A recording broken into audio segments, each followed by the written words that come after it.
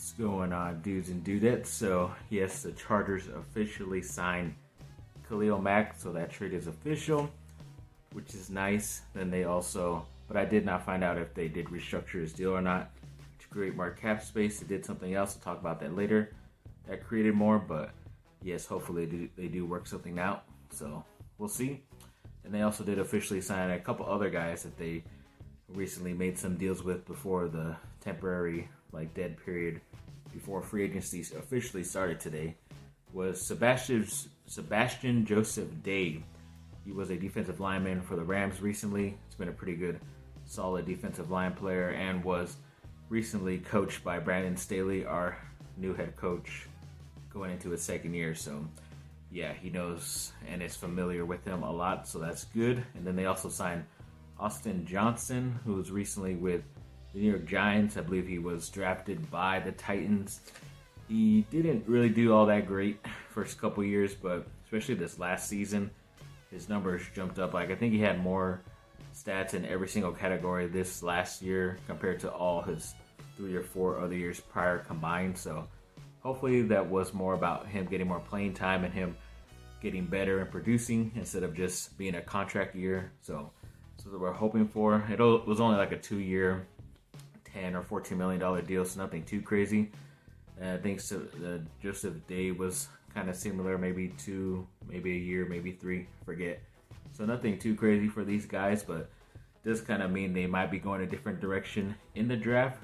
Maybe they might get a defensive end instead of a defensive tackle, or they still could go tackle. You never know, depending what they do with some other guys available in free agency. But yeah, overall, the team is shaping up pretty well. We'll get to some other guys that they did get on their team as of today.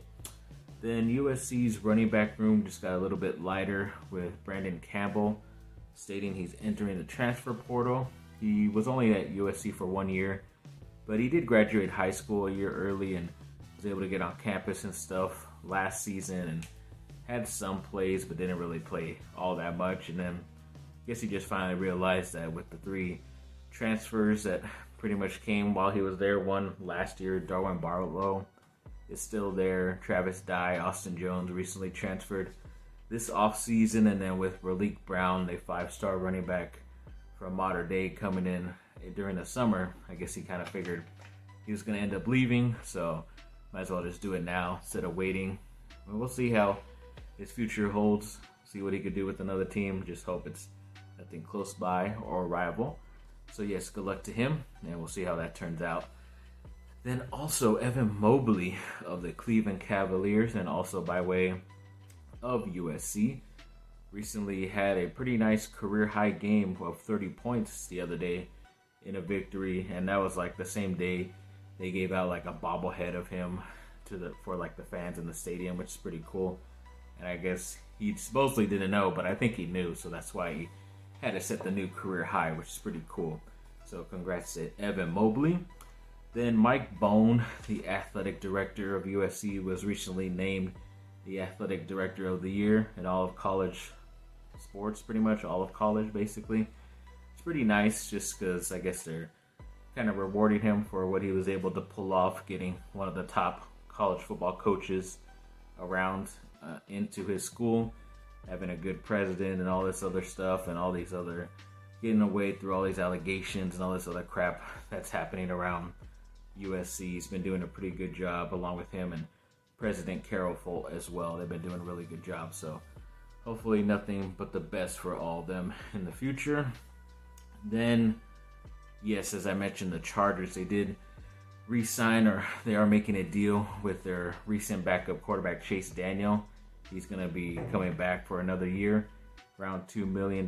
So once again, his craziness about, he's been like one of the most highest paid backup guys, but I think it's just because he's lasted so freaking long in the NFL, just being a backup. So that's good for him, I guess. Then they also signed a long snapper from the Atlanta Falcons in Josh Harris. It was a 4-year, 5 point something like that $1 million deal. So I guess they figured he's a pretty good guy. I know their guy last year got hurt, so I guess this is the guy for the immediate future right now. we'll see how he does. I guess he's been pretty good. Then they also tendered a lot of guys, so I guess if anybody were to sign these players that they didn't really make long-term deals with, then I guess the Chargers would be compensated with a draft pick or something else. But these guys are really only being signed for less than $1 million to stay with the Chargers, so it's not that bad. But 3 guys, they were Donald Parham, the tight end, who was injured, but luckily I guess he is doing better, so I guess he will be able to play this season coming up. Also the wide receiver Jalen Guyton, one of our faster guys out there. Good to have him back. And then also, excuse me, it was Storm Norton, the right tackle that came in and did pretty good for type of guy that, you know, was in a secondary football league and came in and played pretty well for them. Not great. That's why they're still going to be looking at a right tackle in the draft, but overall not that bad to keep him there on a good deal. Then USC spring football game has been clouded with a bunch of mystery because they found out that a lot of the parents and, you know, families of the students were going to be invited or anything like that, and not that much media, and people were wondering if there is still going to be a spring football game for USC, but Lincoln Riley likes to do it a little bit later than most normal schools do theirs. So I guess he is going to do it like around April 23rd, and some of the, you know, people around there will be able to go. Any of the fans will be able to go in, I guess. I'm sure they're letting in a minimum amount of people, but that's pretty cool. I think it's going to be on ESPN anyway, so probably won't have to go all the way to LA to check them out. So that'll be pretty cool to see. And then Paolo Banchero of Duke, yes, he was recently named to the third-team All-America team, which is pretty good for him, even though he hasn't been as good or as talented as I think he could be. But we'll just have to wait and see what he's going to bring in the NCAA tournament when they play Friday. So we'll see.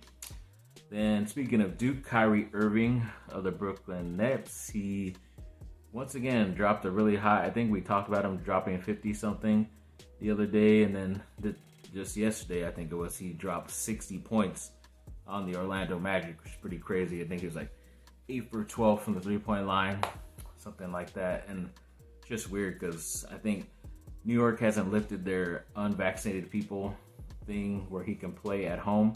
So he's been doing all this damage on the road. I think of like the 20 some odd games left in the season, there's only like 4 more that are going to be, you know, played outside of there. So it's going to be pretty tough for them to see what type of record they get going down the stretch. But hopefully, I guess by the playoffs, they're hoping that he will be able to play at home in New York. So we'll see. Then, yes, as I mentioned, because all these guys that the Chargers are signing and plan to sign, they finally did release Brian Bulaga. It was kind of just waiting to see when it was going to happen. That created like about 10 more million in cap space ability to spend, so that was nice.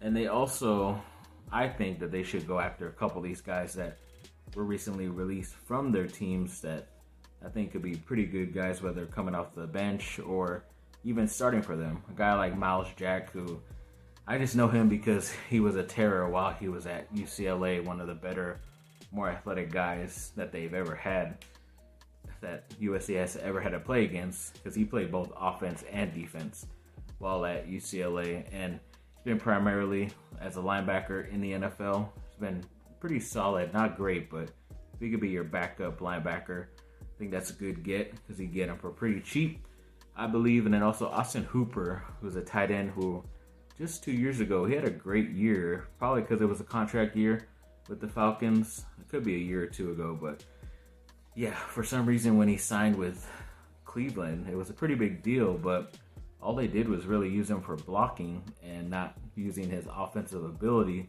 that he's really good at. So I don't know. I know he can block, which would be nice for the Chargers, but they do need a tight end who can score, and he's definitely one that can do that. I know because I had him on my fantasy team when he went off that year, so yes, hoping he could get on there.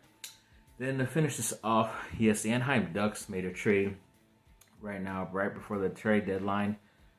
they're sending their defensive player Josh Manson to Colorado for another young defensive player in Drew Hellison, I believe that's how you say it, and a 2023 second round pick. So, yeah, Manson is a pretty good player for the Ducks, but they're sending him out. They're getting a young prospect who is actually in college right now, but they did sign like a couple-year entry-level deal with him, so he can end up coming to their team whenever he's ready to graduate or leave his school. So he does have experience playing with a couple of the guys like Trevor Zegras, who are already on the Ducks, playing right now when he played for like the U.S. World Team or whatever it was for the Olympics and the World Hockey thing, whatever else that other competition is. So at least he has some experience with them and looking like a pretty good prospect for them, and you get a second round pick with it as well. So I'm pretty happy about that. So yeah, thanks for watching, people. Like, subscribe, comment down below. Let me know what y'all think. Have a great rest of your day. Bye. Peace.